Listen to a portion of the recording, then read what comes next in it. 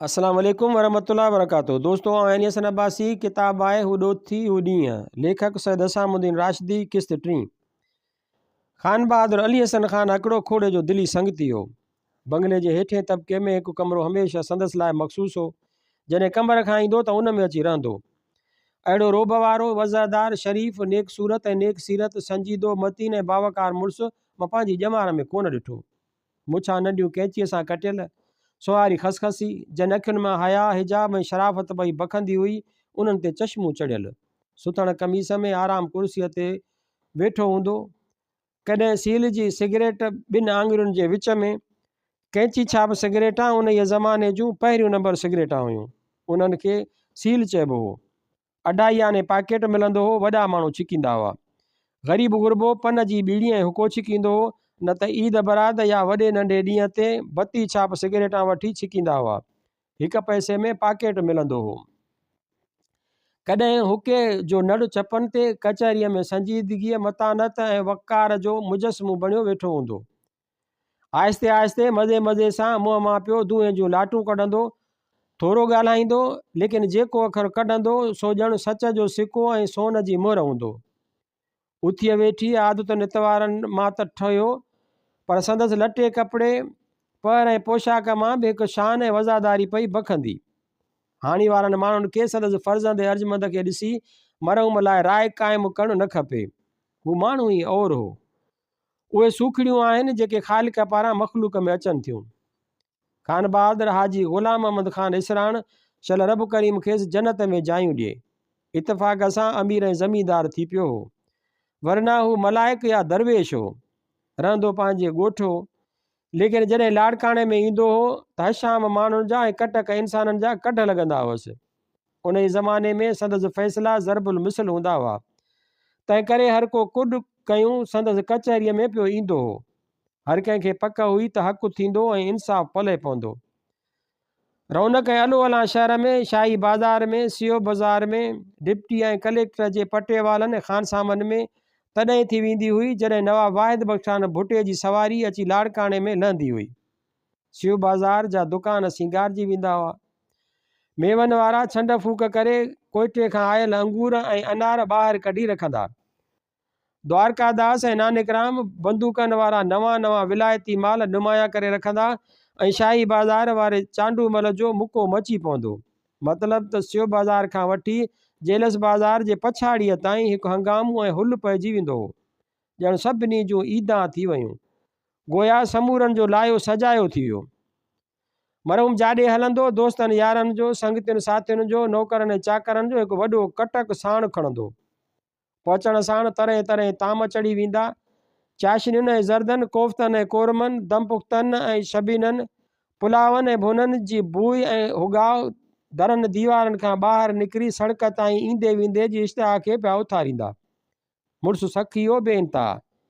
जॾहिं ईंदो त यतीम ॿारनि, रनुनि ज़ालुनि, मुफ़लिसनि, मोहताजनि, अखियुनि जे हाफ़िज़नि ऐं क़ुर पाक जे मुहाफ़िज़नि यानी सरमाएदारनि जी इस्तिलाह मुताबिक़ पेनुनि जी लिस्ट में जेकी इंसानी जिन्सूं अची वञनि थियूं, उन्हनि जा कटक अची कठा थींदा हुआ। कन खे लटा मिलंदा, कन खे ख़ैरात मिलंदी, कन खे अनु मिलंदो, कन खे मानी मिलंदी ऐं कन खे क़ुर मजीद जा नुस्ख़ा मिलंदा। मतिलबु त वाहिद बख़्श जे दरवाज़े तां ख़ाली मोटणु या मोटाइणु ॾाढो आर ऐं ऐब शुमार थींदो हो। सखी त बराबरि जज हो, लेकिन नवाबी शान बि खेसि वाह जो रखणु ईंदो हो। ठाहू को छड़क बुत, कद सरव जहिड़ो सिधो, नक, अखियूं, मुंहं जी तख़्ती, ख़्वाब पेशानी ॾाढी वणंदड़ ऐं जिनसार जहिड़ी। मथे ते जोधपुरी पटको ॿधी, गलीबंद कोट पाए ऐं बर्जीस विझी जॾहिं शहपरनि खे वटि ॾेई हलंदो हो, तॾहिं माण्हुनि जूं मथसि अखियूं खुपी वेंदियूं हुयूं। नज़र बि उहा ई लॻियसि जो अञा जवानी फूह ॾेई मस निकिती हुई, जो ओचितो अजल जी सट खाई वेठो। ठटे ज़िले में नई ज़मीन ख़रीद करे पहिरियों ओॾां वञण जी संबत कयाई। वॾे लाओ ऐं लश्कर, तंबू ऐं तूलान सां नौकरनि चाकरनि, कामिन ऐं कमदारनि जी कतार समेत दोस्तनि यारनि, संगतियुनि ऐं साथियुनि जे विच में जॾहिं वञी उते लथो त ॼण बर में बाज़ारियूं लॻी वियूं। नालो त अॻे ई वॼणो हुअसि, शोहरत बि संदसि आम हुई।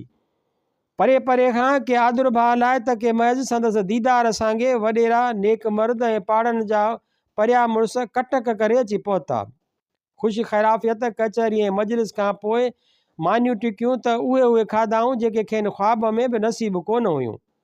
लेकिन ॿी ॻाल्हि जा अजीब थी ऐं जंहिं झंग झर बर ऐं बहर में अलो अला करे छॾी सा इहा जो वाहिद बख़्श ख़ान मिज़माननि जे वहटनि खे बि मिसरियुनि ऐं खंडुनि जा शरबत पियारे छॾिया। हुकुम कयई त घोड़नि खे पाणीअ जे बजाए मिठो पाणी पियारियो वञे। बसि वात मां निकिरण जी देरि हुई। बाटलियुनि में ॻूणियूं पलटिजी वयूं। सुबुह खां सांझीअ ताईं घोड़नि हिनकारियूं कयो, मिसरियुनि संदा पाणी थे पीता। मिठाण उन ज़माने में अॼु जहिड़ो महांगो कोन हो, शायदि 10 रुपए मण मिलंदो हो। 200-300 रुपया ख़र्च थिया हूंदा, लेकिन नालो केॾो थियो। किसा ऐं दास्तान ठही विया, ज़रबुल मिसल ऐं चवणियूं जुड़ी वयूं। ठटे खां वठी वेंदे लाड़ ताईं सालनि जा साल वाड़े भुटा वाह पे पई। मान ऐं सौमान रखण जा इजो अहिड़ा नुक़्ता ऐं नमूना मरहूम खे ईंदा हुआ। दिलुनि खे दाम में विझण जा ख़ुदा बख़्शिस अहिड़ा सबक़ सिखियल हुयो। तॾहिं त हमेशह दोस्त ऐं अहबाब किथां जा ॾींहंनि संदा ॾींहं वटस घारे ऐं गुज़ारे छॾींदा हुआ। जेको वाहिद बख़्श जी संगत में आयो तंहिंखां घर घाट विसरियो। उन दौर में दोस्तुनि जा अंग ऐं नंग बि हूंदा हुआ। माण्हू पगां मटाए यारी रखंदा हुआ। हिक ॿिए लाइ सिक ऐं सवादु हूंदो हो। हासीकारी दोस्तनि खे ॾिसण ऐं उन्हनि सां हाल ओढ़ण लाइ ॾींहं पांध ॾींहं अची रहिबो हो। गर्ज़ ऐं मतिलब ख़ातिर न, बल्कि छड़ो मुंहुं ॾिसण लाइ हिक ॿिए ॾे केच कही अचिबो हो। दोस्त आयो त हियां ठरी पवंदो ऐं मुंहुं टिड़ी वेंदो।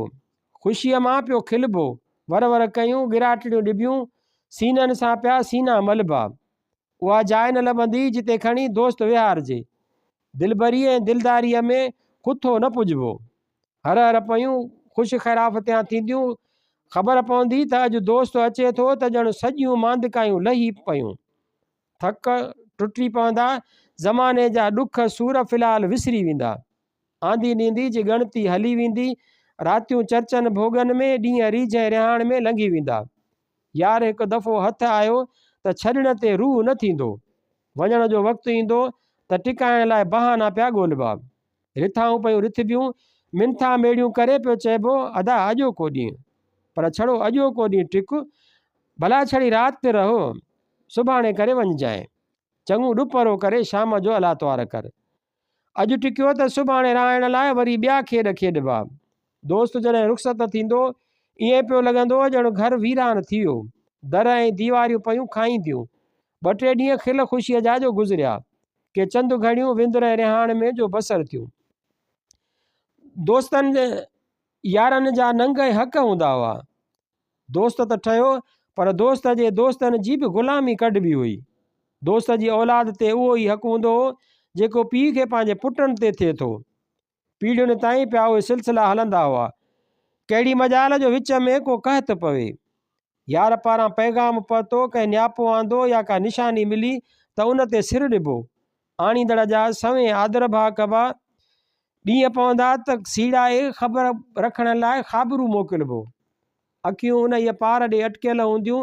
जॾहिं सुख सलामतीअ जी सुध पवंदी तॾहिं वञी ख़ैर जो कलमू पढ़बो।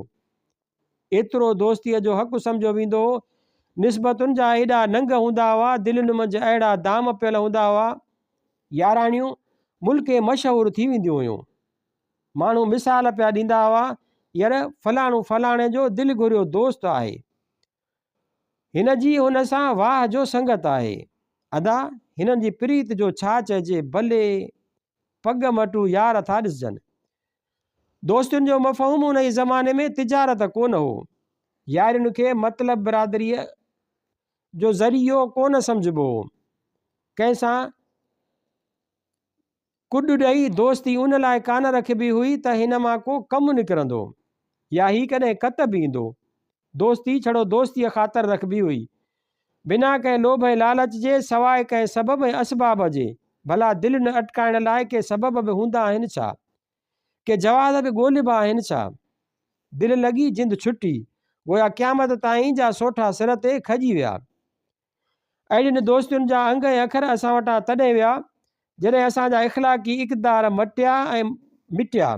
जॾहिं असां सियासत में पेर पातो, शख़्सी इक़्तिदार खे तरजीह ॾींदे जॾहिं असां क़ौमी इज़त ऐं नामूस खे तुच्छ सम्झो, ऐं जॾहिं हर अहिड़े गैरे जे दिलि में लीडर थियणु यानी ॿियनि लफ़्ज़नि में सिंधी क़ौम खे इस्तेमालु करण जी आरज़ू पैदा थी, जॾहिं असैम्बलीअ में उथण लाइ माण्हुनि ज़मीनूं निकाल कयूं, जॾहिं चूंडूं आयूं ऐं हिक ॿिए जा मुक़ाबिला थिया, मिनिस्ट्रियूं ठहियूं ऐं पार्टियूं रथियूं, जॾहिं सिंध जे सरबराहनि हिक ॿिए जा खीसा कतरणु शुरू कया, जॾहिं बामी वादा करे हिननि हिक ॿिए खे धोखा ॾिना, जॾहिं हिननि जे विच में मुसहफ़ आयो ऐं उन मथां कसम खणण बाद बि हिननि हिक ॿिए जी पटकनि में हथ विधा, गर्ज़ ऐं मतिलबु जॾहिं अखियूं अंधियूं करे छॾियूं ऐं नज़र ख़्वाह निगाह मां उहो नूर निकिरी वियो जेको शर्म, हया ऐं हिजाब जो हामिल हूंदो हो, जॾहिं अला बख़्श शहादत जो शरबत पीतो, जॾहिं ग़ुलाम हुसैन भुट्टे जो ऐं खोड़ो ग़ुलाम हुसैन जो मदे मुक़ाबिल थियो, ऐं काज़ी दोस्त मां फिरी खोड़े जो रकीब थियो, जॾहिं माण्हू थूम मां फिरी जाफ़रान थिया, ढाव न झले सघियो ऐं हर कंहिं वज़ारतुनि जे कुर्सियुनि ते वेहण लाइ पाण खे मौज़ून ऐं मुनासिब ॼातो, यानी जॾहिं सिंध जो हर को अहल ऐं नाअहल, काहिल ऐं जाहिल क़ौमी तोरज़नि जी ॾिख ॾियणु लॻो। तोरज़न सिंध जो तमामु पुराणो लफ़्ज़ आहे, बहादुर बल्कि रुस्तम दास्तान जे किरदार जो मफ़हूम रखे थो। अमेरिका वारो टार्ज़न बि उन ई लफ़्ज़ जे मुतरादिफ़ भाइजे थो। उन वक़्तु ॾींहं जो अंधेर ऐं रातियुनि जो अंधेर नगरी मची वई, सॼे मुल्क में टके सेर खाजा ऐं टके सेर भाॼी थी वई, सिंध समूरी हिक ॿिए जी दुश्मन बणिजी वई, हिक जा हथ ॿिए जी पग में पइजी विया ऐं अहिड़ीअ तरह हर को हिक ॿिए सां दस्त बि गरेबां थी वियो ऐं हिकिड़ो ॿिए जो ॿियो टिएं जो वेरी थी वियो ऐं विच में एॾा वढ पइजी विया ॼणु कसाबनि खां पाण में खूनी दुश्मनियूं हुयूं। उन खां पोइ जिते दोस्तियूं थींदियूं हुयूं उते दुश्मनियूं थियणु लॻियूं, जिते संगत ते सिर ॾिबा हुआ उते साथियुनि जा कंध कपजणु लॻा, जिते वाइदा थींदा हुआ उते दोखा ऐं दोलाब थियणु लॻा, जिते हिक ॿिए जी इज़त ऐं आबरूअ जे बचाइण जूं रिथबियूं हुयूं उते मान विञाइण ऐं मर्तबे घटाइण जा पह पचणु लॻा। मतिलबु त गुफ़्तार ऐं किरदार ऐं माल ऐं अफ़ाल अहिड़ीअ तरह ग़रक़ ऐं ग़ाइबु थिया जो मुल्क ॼणु धाड़ेलनि जी बस्ती बणिजी वियो, चोरनि ऐं काटकुनि जी वस्ती थी वियो, जानवरनि ऐं दरिंदनि जो गोया आहेरो थी पियो।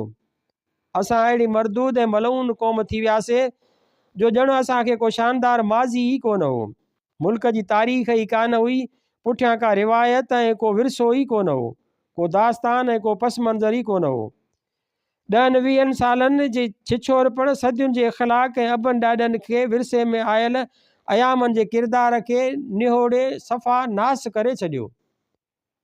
क़ौमी इक़्तिदार ऐं सियासी अंग ऐं नंग त न संग विया, पर ज़ाती दोस्तियुनि ते बि हमेशह लाइ हरफ़ अची वियो। अॼु उहा सुध ई कान थी पवे त को साथ संगत जे आधार ऐं आसरे ते, दोस्तनि जे दिलासे ते ऐं साथियुनि जे सहारे सां ज़िंदगीअ जो ही बामुशक़त क़ैद काटे सघिबो, हिन दौर ऐं दुनिया जी ज़िंदगीअ जा ॾुखिया ॾींहं गुज़ारे सघिबा, हयातीअ जो ही गांघो जेको ॻिचीअ में अची पियो आहे तंहिंजे कढण में कामयाबु थिबो ऐं फ़क़ति अहिड़े आधार ते ई हीउ अणांगो सफ़र ख़ुशि असलूबीअ सां तइ करे वठिबो ऐं छड़ो उन ई सूरत में ख़ैर सां मंज़िल ताईं रसी सघिबो, सिक साव सुख ऐं सवाद खां सवाइ भला हिन दुनिया में ॿियो रखियो छा आहे। उहा हयाती शल घोरी जंहिंजी हिकु घड़ी बि क्रोध, ॾुख, ॾोस, ॾोझरे ऐं ॾोलावे में गुज़रे, माण्हू अकेलो न आयो चङो न वियो चङो, दुश्मन बि शल दोस्तनि खां धार न हुजे। आख़िर सिंधीअ जूं उहे चवणियूं असांजे ई विरसे में त आयल आहिनि, पोइ छो असां उन्हनि खां रूगरदानी कई, छो पासो कयोसीं।